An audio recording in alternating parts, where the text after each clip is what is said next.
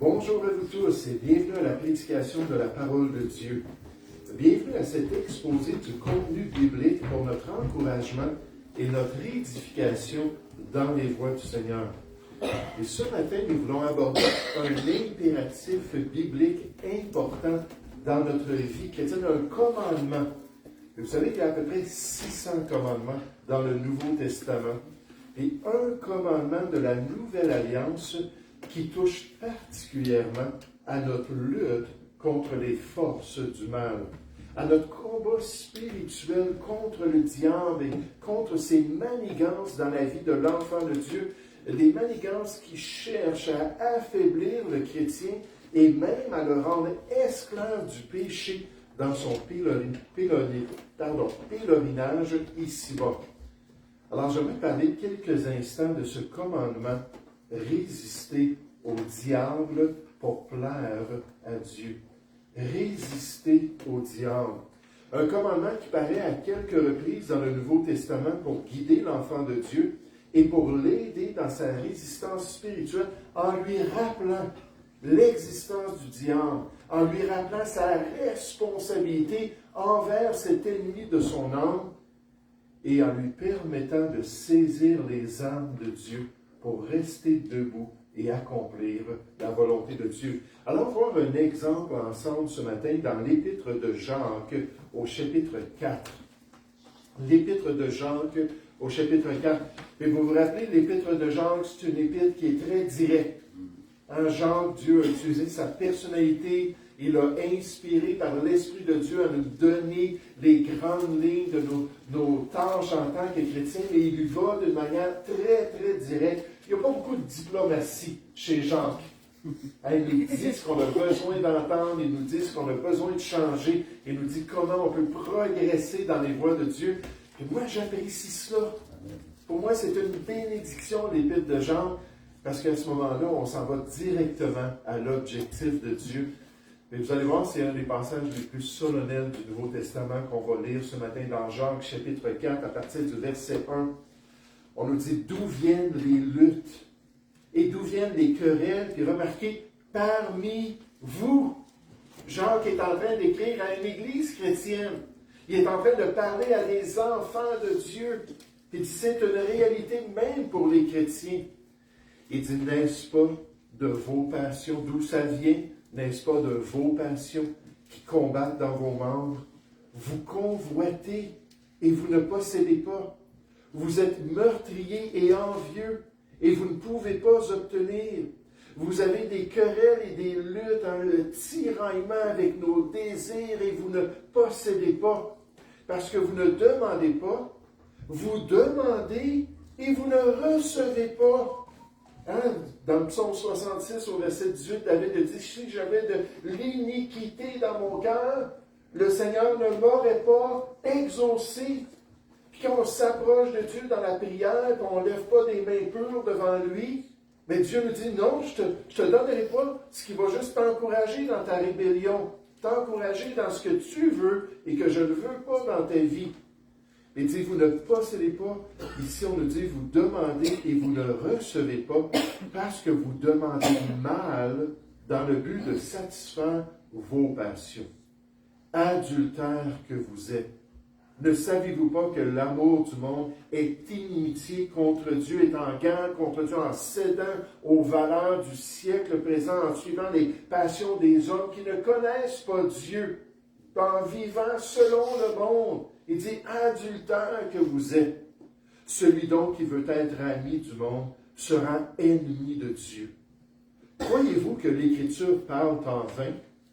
C'est avec jalousie que Dieu chérit l'Esprit qu'il a fait habiter en nous. Il accorde au contraire une grâce plus excellente et c'est pourquoi l'Écriture dit, il y a de l'espoir, Dieu résiste aux orgueilleux, mais son cesse d'être orgueilleux, mais il fait grâce aux humbles. Verset 7. Soumettez-vous donc à Dieu, puis là on a notre commandement, résistez au diable. Résistez au diable, il fuira loin de vous. Approchez-vous de Dieu, il s'approchera de vous. Nettoyez vos mains, pécheurs, on parle à des chrétiens ici. Purifiez vos cœurs, hommes irrésolus. Sentez votre misère. Soyez dans le deuil et dans les larmes. Que votre rire change en deuil et votre joie en tristesse.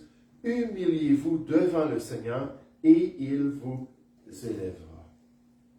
Comment est-ce qu'on peut résister au diable? Comment est-ce qu'on peut développer un réflexe spirituel de nous éloigner de la tentation, de nous éloigner de tout mal devant Dieu, de nous éloigner du péché? Que nous dit Jacques ici dans ce passage qui peut nous édifier, nous fortifier et nous aider à faire ce que Dieu veut dans notre marche chrétienne? J'aimerais vous suggérer quelques éléments ce matin. Premièrement, j'aimerais vous suggérer que le chrétien peut résister au diable en se rappelant la faiblesse de sa chair. En se rappelant la faiblesse de sa chair. En étant conscient qu'en lui-même, sans la grâce de Dieu en face du tentateur, il n'est pas à la hauteur. En comprenant cela, en étant sensible au fait qu'il est vulnérable, parce que la Bible nous dit qu'en tant que chrétiens, nous bronchons tous. Là, je souligne ça ce matin. Nous bronchons tous. Un chrétien qui fait 3 ans qui est sauvé, un chrétien qui fait 30 ans qui est sauvé, nous bronchons tous de plusieurs manières. En tant que chrétiens, en tant qu'enfants de Dieu, nous sommes faibles spirituellement en nous-mêmes. Nous avons tellement une tendance à dévier de la volonté de Dieu. Puis même lorsque notre esprit est bien disposé, Dieu nous dit que la chair est faible. Et c'est frappant parce que c'est Jésus qui a dit ça à ses apôtres, juste avant d'être arrêté, puis de finalement être livré à son supplice. Il a dit, veillez et priez, de peur que vous ne tombiez dans la tentation. Il a dit, soyez sensibles envers votre faiblesse. Puis là, Pierre s'est levé, il a dit, moi, jamais de la vie. Moi, je vais être victorieux. Moi, je suis prêt à mourir pour toi. Mais les autres ont vu ça, ils ont dit, ah oui, on est fort, on va être capable de tenir debout. Ils n'ont pas voulu être sensibles envers le fait qu'ils étaient faibles et qu'ils avaient besoin de la grâce de Dieu. Les enfants de Dieu ont besoin d'être prudents dans leur marche chrétienne. Ils ont besoin de se tenir sur leur garde contre les tentations du malin. Ils ont besoin de veiller et d'être conscients que le fait d'être tentés peut les amener à se détourner du plan de Dieu. J'aime tellement le livre des Proverbes comme le livre de Jean, nécessairement, c'est tellement clair. La sagesse de Dieu nous dit « Heureux l'homme, béni soit l'homme qui est continuellement dans la crainte. » Si on ne parle pas d'une peur, là, on parle d'une réalisation, une sensibilité, une ouverture de notre intelligence, une ouverture de notre discernement spirituel concernant les réalités et les enjeux de notre marche ici-bas. On nous dit, béni soit celui qui est sensible.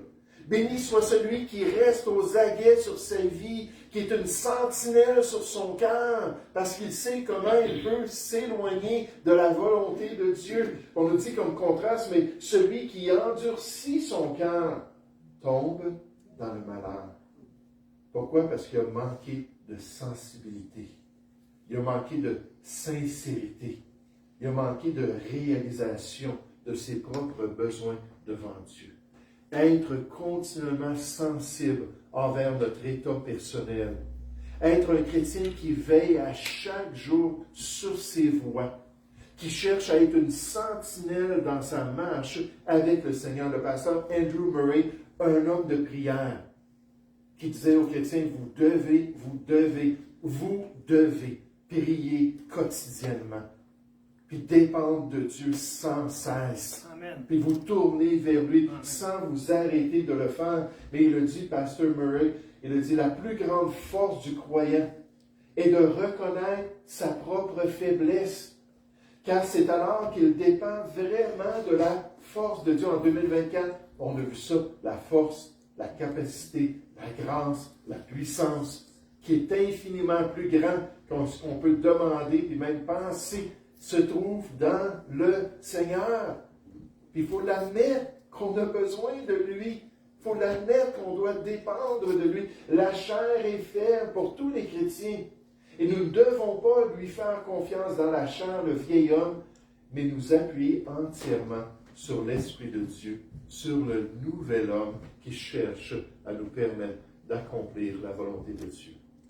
Dans notre combat contre les forces du mal, dans cette résistance envers la tentation du diable, il faut se rappeler premièrement que nous sommes faibles en nous-mêmes.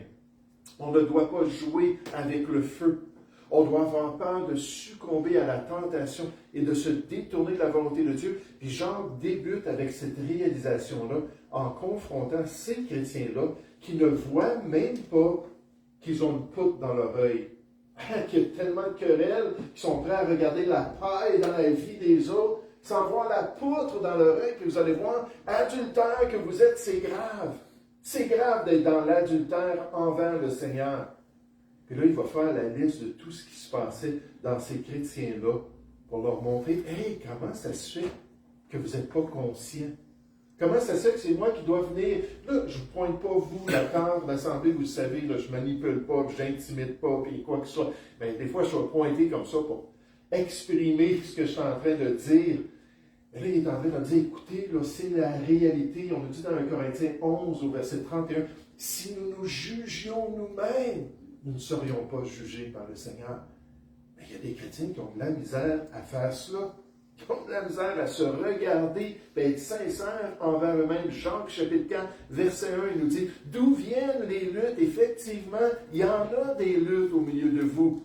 Et d'où viennent les querelles parmi vous? N'est-ce pas de vos passions qui combattent dans vos membres? Vous savez, ce qui est intéressant avec le mot passion ici, c'est que le mot est utilisé soit positivement, d'être passionné pour Dieu, d'être engagé pour le Seigneur, d'être dédié à sa volonté, puis de se donner de tout cœur à son plan pour notre vie, ou le mot peut avoir une signification qui est impure, des passions, des convoitises de notre chair, des désirs intenses qu'on a à l'intérieur de nous, qui ne font pas partie de la volonté de Dieu. Puis Dieu revient à cette convoitise à travers les Écritures. Puis Dieu présente la convoitise, puis cette avarice-là, puis ce désir. La chair, c'est toujours plus, plus, plus. J'en veux plus. Elle n'est jamais satisfaite. Puis même lorsqu'on succombe, puis même lorsqu'on tombe, puis qu'on lui donne ce qu'elle veut, alors que Dieu nous dit de se revêtir de Jésus puis de ne point prendre soin de la chair, Romains 13, 14, pas du tout, on ne la nourrit pas, on ne prend pas soin de ses passions. Je vais vous dire, je ne peux pas lever la main pour dire que je n'ai pas fait ça cette semaine. Je ne peux pas dire que je n'ai pas nourri ma chair, au moins à quelques reprises cette semaine. Dans mes pensées, dans mes raisonnements, dans mes désirs qui ne venaient pas de Dieu. Mais Dieu dit, non, prends-y pas soin du tout de ta chair. C'est pas ça mon plan pour toi. Mais ce qui est pire, c'est que quand on la nourrit un petit peu, on la fortifie pour qu'elle vienne encore plus nous tirailler. J'ai mis une étude sur Facebook concernant un Pierre 2,11. Je ne sais pas si vous l'avez vu. Un Pierre 2,11 qui nous dit, comme des étrangers et voyageurs sur la terre, abstenez-vous des convoitises de la chair qui font la guerre à votre âme. Puis quand on nourrit la chair, Galates chapitre 6 nous dit qu'on est en train de semer par la chair, on va récolter de la chair la corruption. On lui donne encore plus de force, puis plus d'intérêt. Puis là, il vient nous tirailler encore plus. C'est encore plus difficile de résister. Donc Dieu nous dit de ne pas céder. La chair, c'est notre ennemi spirituel intérieur. C'est notre faiblesse innée qui nous prédispose au mal, qui nous rend vulnérables à faire ce qui est mal. Puis là, on le dit clairement au verset 2, Jean dit, vous convoitez. N'est-ce pas que c'est le 10e commandement de la loi de Moïse qui est répété dans le Nouveau Testament? Vous convoitez, vous désobéissez et vous ne possédez pas. Vous êtes meurtriers et envieux et vous ne pouvez pas obtenir. Là, ce que je suis en train de faire, c'est juste Jean qui est en train de nous montrer notre faiblesse. On bronche tous, on est tous faibles. Il dit, vous êtes meurtriers et envieux et vous ne pouvez obtenir. Vous avez des querelles et des luttes, des œuvres évidentes de la chair et vous ne possédez pas. Parce que vous ne demandez pas. Vous demandez et vous ne recevez pas parce que vous demandez mal. Encore une fois, vous êtes imbibés de la chair dans le but de satisfaire vos passions. Combien de fois dans une réunion de prière on a entendu des gens demander quelque chose, on s'est dit, c'est pas bon ça. Demande pas ça au Seigneur. C'est pas lui qui veut ça dans ta vie. C'est pas ça qu'il désire dans ta marche chrétienne. Mais la personne est là parce qu'elle sait qu'elle l'a pas et elle le désire. Puis là, des fois, dans son immaturité, il va juste le dire même publiquement. Ah, Seigneur, donne-moi telle et telle chose. Quand on sait que c'est totalement contraire à ce que Dieu nous a révélé dans les Écritures, dans le but de satisfaire vos passions. Adultères que vous êtes. Quand on est imprudent, quand on est insouciant, quand on n'est pas sensible, on peut se rendre jusque-là, à cette image même dans l'Ancienne Alliance de l'adultère d'Israël, qui s'était détourné de son mari, qui s'était détourné du Seigneur. Là, on se détourne de Dieu. On est fiancé à Dieu. Le Seigneur s'en vient bientôt chercher son épouse. Il s'en vient chercher sa fiancée. On va aller à ces noces-là, à cette célébration extraordinaire. Mais entre-temps, est-ce qu'on est une bonne fiancée? Est-ce qu'on est en train d'accomplir sa volonté? Paul le dit dans 2 Corinthiens, chapitre 11, au verset 2, il dit « Je veux vous présenter comme une vierge pure lors de cette grande célébration-là, avec votre Seigneur, avec votre Maître. » Et est-ce qu'on est en train d'accomplir sa volonté? Adultère que vous êtes, ne savez-vous pas que l'amour du monde, cette affection-là intime du monde, est inimitié contre Dieu? Celui donc qui veut être ami du monde sera ennemi de Dieu. On parle à des chrétiens, là, est-ce qu'on s'en va dans le camp ennemi? Est-ce qu'on se joint à ceux qui détestent le Seigneur? Est-ce qu'on est en train de suivre les valeurs de ceux qui ne veulent rien savoir de Dieu et de sa parole? Tu es en train de dire, ne marchez pas comme les gens du monde, ne soyez pas conformes au siècle présent. Verset 5. Croyez-vous que l'Écriture parle en vain? C'est avec jalousie que Dieu chérit l'Esprit qu'il a fait habiter en nous. Un des versets les plus extraordinaires du Nouveau Testament. On n'a pas le temps de le développer ce matin. Mais quand on est sauvé, on est scellé de l'Esprit de Dieu. Et l'Esprit de Dieu est connecté avec Dieu le Père. Puis quand nous, on marche dans le péché, j'aimerais vous dire, on attriste l'Esprit. Puis Dieu voit qu'on fait ça à son Saint-Esprit. Puis il chérit son Fils, la Bible nous dit. Il a mis toute son affection dans son Fils. Il l'a déclaré publiquement lors de son baptême. Mais j'aimerais vous dire, il nous dit qu'il chérit l'Esprit de Dieu qui habite en nous et qui est témoin de tout ce qui se passe. À l'intérieur du chrétien, à l'extérieur du chrétien, nos passions, nos désirs, notre conduite, il est témoin de tout cela. Il ne veut pas qu'on fasse vivre ces choses à son esprit. Il accorde, au contraire, verset 6, une grâce plus excellente. C'est pourquoi l'Écriture dit, Dieu résiste aux orgueilleux, mais il fait grâce aux hommes. Les conflits naissent des désirs sensuels et des plaisirs intérieurs, de l'hédonisme même, qui fait du plaisir l'objectif principal de la vie humaine. C'est pour ça que les dimanches, on voit les gens en train de faire des sports, n'est-ce pas? On voit les gens qui partent en randonnée, on voit les gens qui font des activités familiales, parce qu'ils aiment plus le plaisir que Dieu. C'est leur objectif, le plaisir dans leur vie, d'expérimenter des choses, de vivre des choses, plutôt que d'adorer leur Dieu, puis de venir dans le jour du Seigneur, se prosterner, puis écouter sa parole, comme si c'était l'objectif principal de la vie humaine. Les Grecs voyaient l'hédonisme comme le summum de l'expérience, puis d'avoir du plaisir dans la vie. C'était la chose la plus importante. Probablement, dans le temps des fêtes, les gens vont dire « bonheur ». Hein? Santé, plaisir, qu'est-ce qu'il y a d'autre? Il y a mon Seigneur qui est là, qui est plus important que tout ça. Et qui livre encore des batailles dans le cœur des croyants. La guerre est le fruit de désirs illicites. Bien souvent, la luxure entraîne le meurtre. La convoitise entraîne la frustration de ne pas obtenir les désirs ardemment poursuivis. Des choses qu'on n'a pas offert au Seigneur sur l'autel du sacrifice. Et qui demande dans notre vie pour nous tirailler, pour nous affecter. Tout cela conduit aux querelles et aux combats qui se lèvent contre les autres, d'après ces deux auteurs. Oh, la faiblesse de la chair. Le diable, lui, il est conscient. Le diable est au courant. Il sait exactement où venir nous tenter pour nous détourner de la volonté de Dieu. Est-ce qu'on va être conscient des manquements de notre propre nature? Est-ce qu'on va comprendre qu'on a une tendance innée à désirer ce qui est contraire à la volonté de Dieu? Même que le vieil homme, la chair, on nous dit, ne se soumet pas à la loi de Dieu et qu'elle ne le peut même pas sans vivre par le nouvel homme, sans laisser notre cœur être contrôlé par l'Esprit de notre Dieu. Et dans ce passage, Jacques a fait ce constat terrible concernant l'état spirituel de ces chrétiens pour les sensibiliser, les aider à voir qu'ils peuvent avoir la victoire dans le Seigneur. Mais j'aimerais vous faire remarquer que pour résister au diable, le chrétien doit aussi se rappeler le commandement de la parole de Dieu.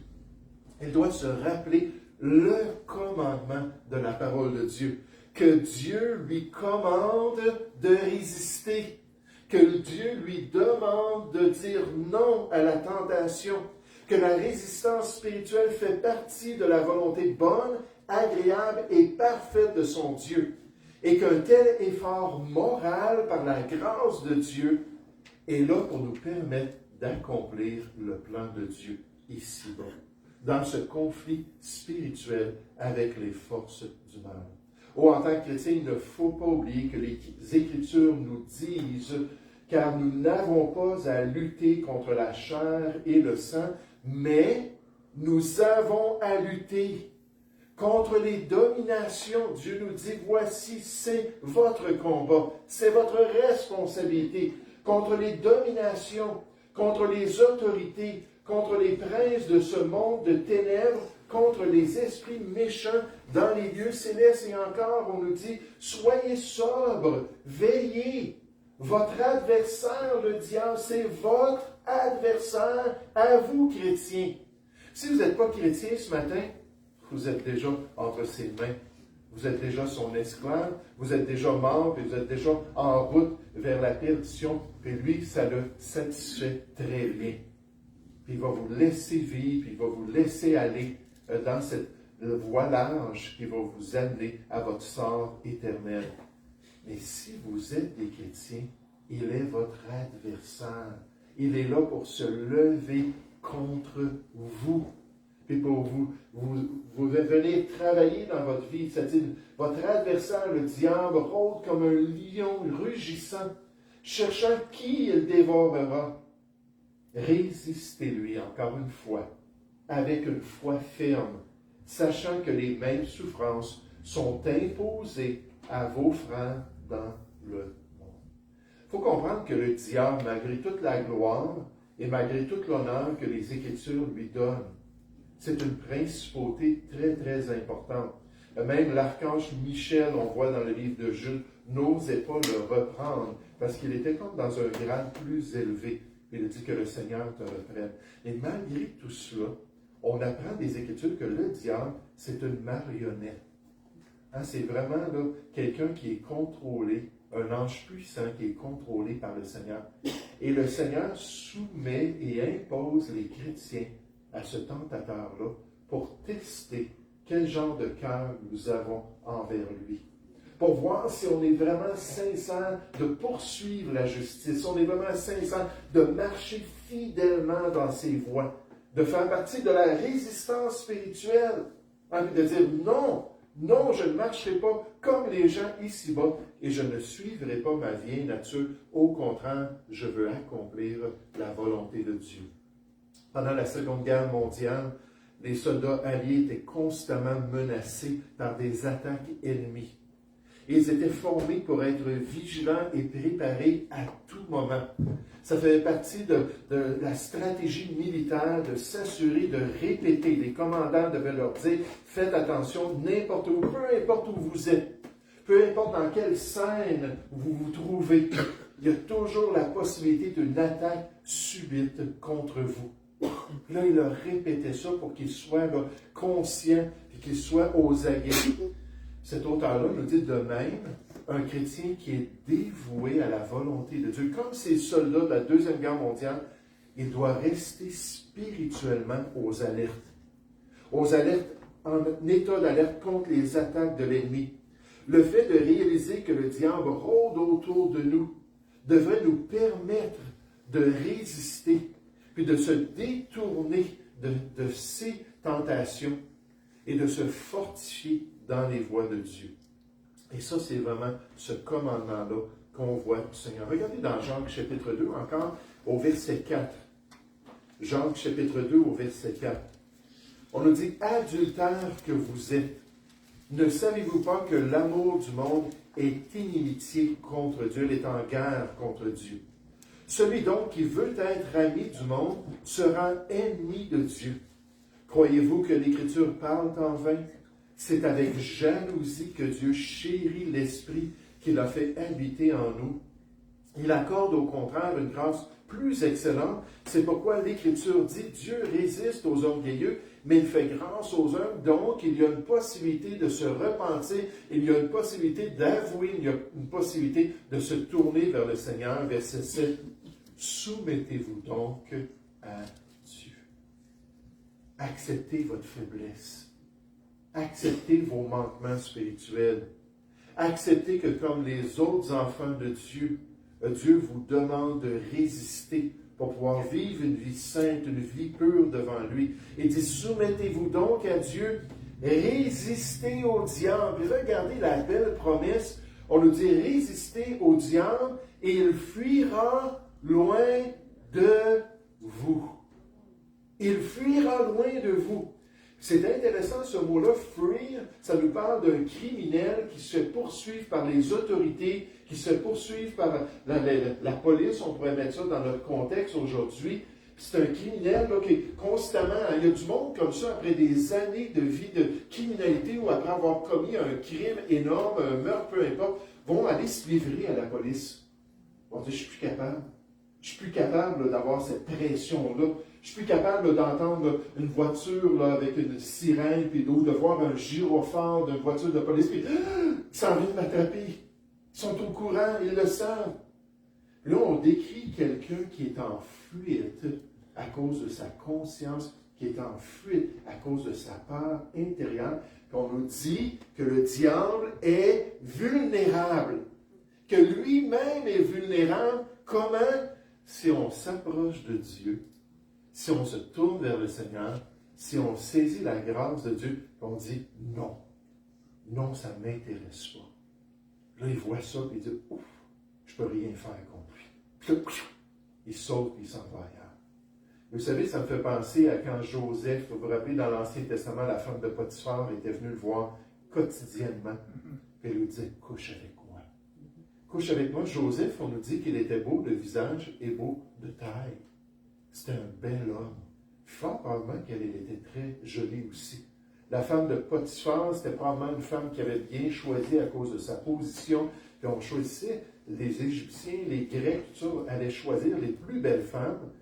Puis là, elle vient comme une séductrice, cette femme étrangère-là. Elle dit, couche avec moi. Puis couche avec moi. Et vous savez ce que Joseph a répondu? Il a dit, non. Non. Non. Puis à un moment donné, là, elle dit, il va falloir que je le force là, avec violence là, pour qu'il se couche avec moi. Puis elle l'a saisi, puis là, finalement, il a laissé là, sa tunique extérieure, puis il s'est sauvé. Puis là, elle a crié, elle a dit, regardez, cet hébreu-là a essayé de me violer. Puis là, c'est lui qui a été accusé. Hein, les injustices de ce monde, c'est pas nouveau là, sur la terre. On nous dit qu'il va fuir loin de vous. Si seulement on peut dire, non. Non, je ne ferai pas ça.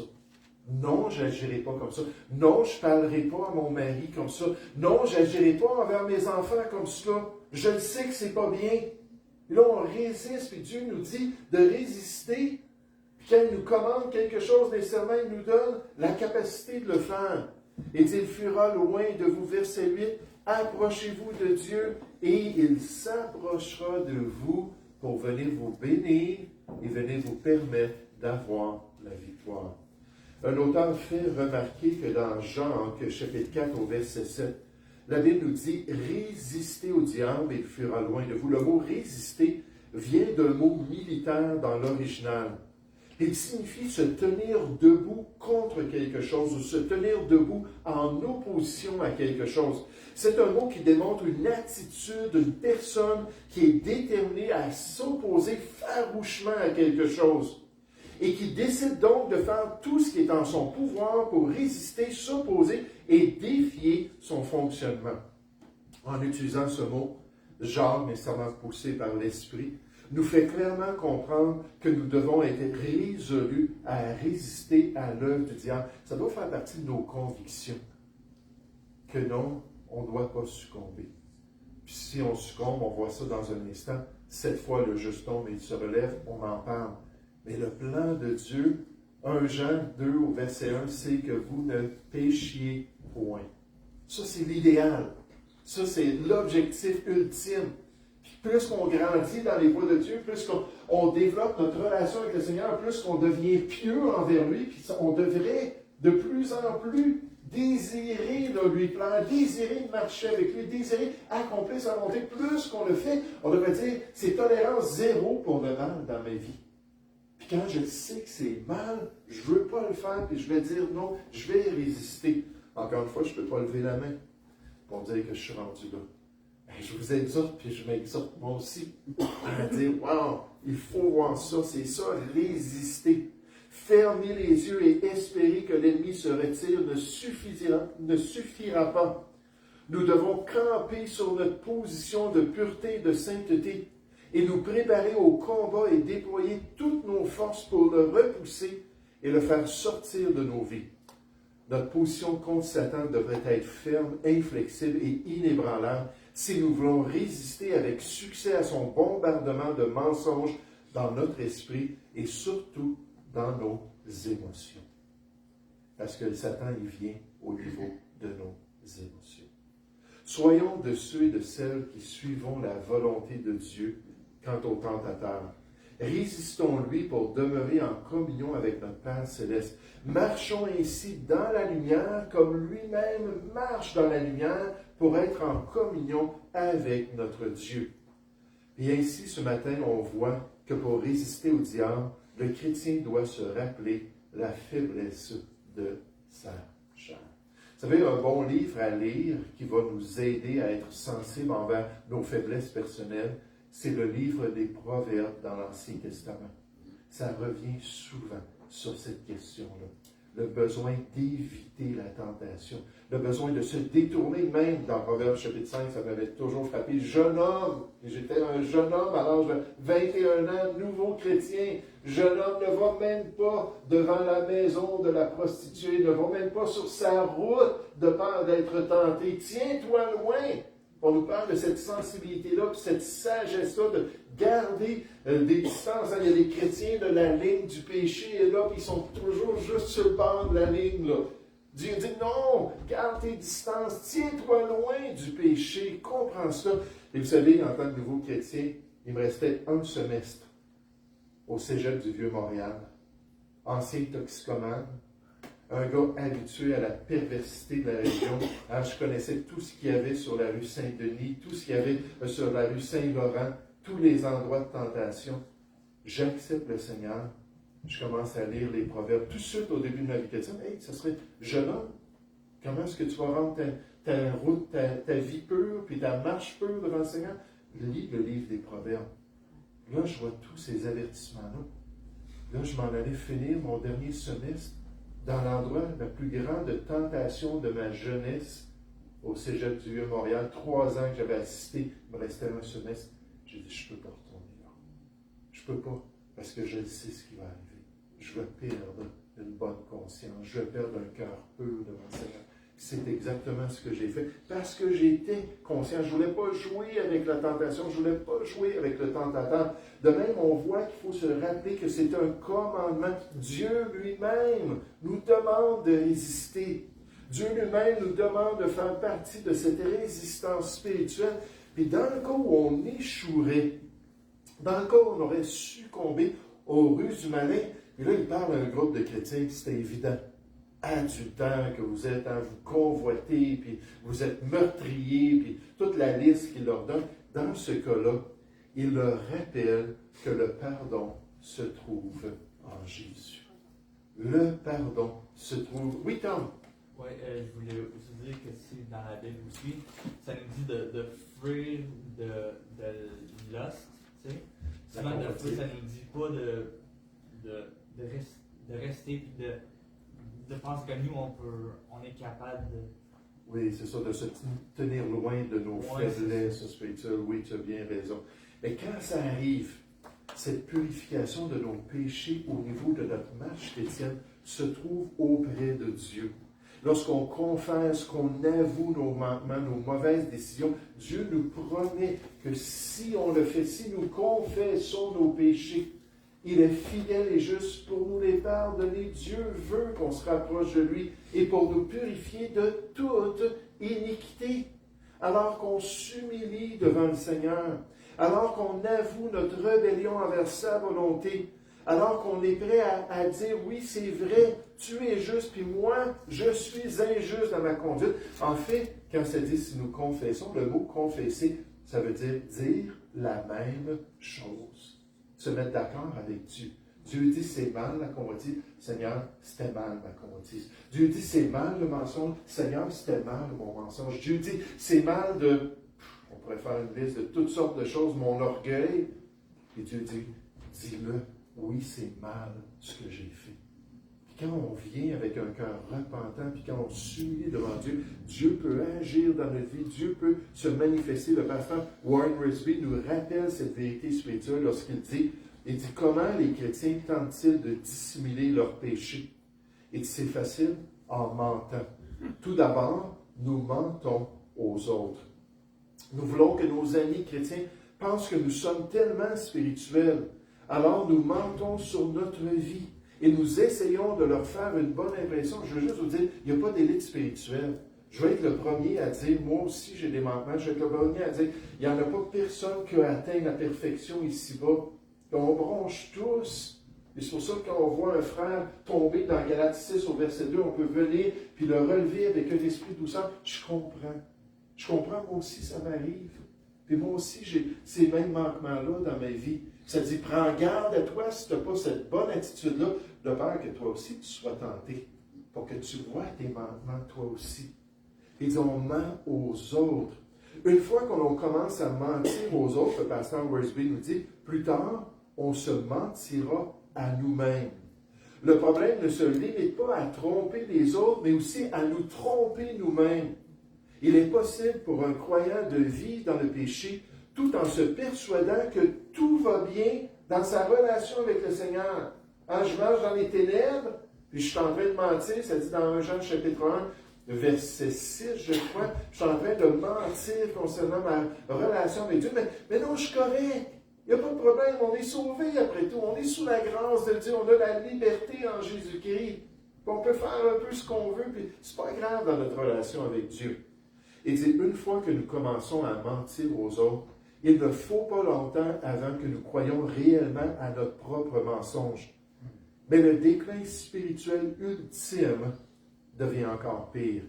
L'étape suivante consiste à essayer de mentir à Dieu. Nous sommes faits menteurs, maintenant, nous essayons de faire de Dieu un menteur. En disant finalement que Dieu doit se tromper. Parce que de coucher avec cette fille-là hors du mariage, hey, c'est vraiment une bénédiction. Ou de voler au gouvernement dans mes impôts, wow, j'en ai plein les poches, puis Dieu me bénit abondamment. Puis de faire toutes sortes de choses, puis commencer à dire, si Dieu condamne ça dans les Écritures, c'est lui le problème. C'est lui qui se trompe. Et nécessairement, on nous parle dans 1 Jean de dire de Dieu qu'il est menteur quant au péché. Nous contredisons sa parole. Nous appliquons la parole de Dieu aux autres, mais pas à nous-mêmes. Nous assistons aux réunions de l'Église et aux études bibliques, et nous ne sommes pas touchés par les enseignements de la Bible. Quand on nous parlait d'un cœur endurci, tout à l'heure qui tombe dans le mal. Des fois, je pense que c'est peut-être ça le problème. Que des gens qui ne sont pas capables d'être attentifs, que des gens qui ne sont pas capables d'apprendre, qui ne sont pas capables de changer. Je sais que je suis un petit peu long ce matin. Donc, cette réalité-là, les croyants qui ont atteint ce niveau si bas sont généralement très critiques envers les autres et ils résistent fortement à l'application de la parole dans leur propre vie. Et qu'est-ce que Jean nous dit? Jean nous dit, si si on est prêt à le faire. Amen. Puis à être honnête, puis à être sincère. Alors, Dieu va nous pardonner. Alors, notre état spirituel va être rétabli. Alors, son pardon va réjouir notre cœur. Puis regardez au verset 7 de Jacques, chapitre 4. Il dit, soumettez-vous donc à Dieu, résistez au diable, il fuira loin de vous. Approchez-vous de Dieu sincèrement, avec des mains pures, en disant, oui Seigneur, je veux vraiment grandir, avec un cœur ouvert envers sa vérité. Et il s'approchera de vous. Nettoyez vos mains, pécheurs. Purifiez vos cœurs, hommes irrésolus. Sentez votre misère. Quand on est dans le péché, on est tellement malheureux. Si c'est ça la caractéristique de notre vie, qu'on n'est jamais rempli d'esprit, qu'on ne marche pas avec le Seigneur, qu'on ne suit pas sa parole, boy, quelle vie malheureuse on a ici-bas sur la terre. Là, on dit, en 2025, c'est la joie du Seigneur qui va être notre force pendant 2025. Si on se rend en 2025, et peut-être que oui, mais il y a des chrétiens, ce n'est pas la caractéristique de leur vie. Ils ne sont pas joyeux. Ils ne sont pas heureux du pardon de leurs péchés, puis de leur marche avec le Seigneur, puis des exaucements qu'ils vivent.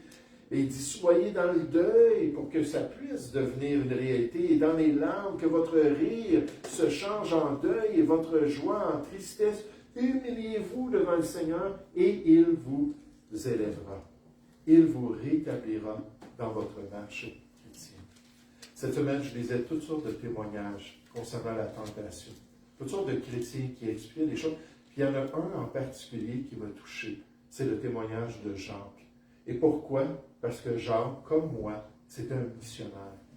Un missionnaire dans un endroit éloigné. Il vivait dans une petite ville isolée, entouré de toutes sortes de tentations. Des tentations qui pouvaient nécessairement menacer sa vie familiale, qui pouvaient menacer son témoignage pour le Seigneur et son ministère chrétien. Et ce qui l'aidait, c'était de se rappeler continuellement, le diable rôde. Le diable est dans ce monde invisible qui m'entoure. Il cherche comment est-ce qu'il peut me dévorer. Il dit, je suis conscient de ça, puis je suis au courant de ces choses-là. Il dit, je veux être sobre et vigilant. Puis il a passé tout son ministère chrétien à se rappeler cette vérité particulière. Quand on est en formation comme missionnaire, on nous dit, messieurs en particulier, deux choses, les femmes et l'argent. Il dit, il y a plus de missionnaires qui quittent l'œuvre de Dieu à cause de ces deux choses-là, les femmes et l'argent.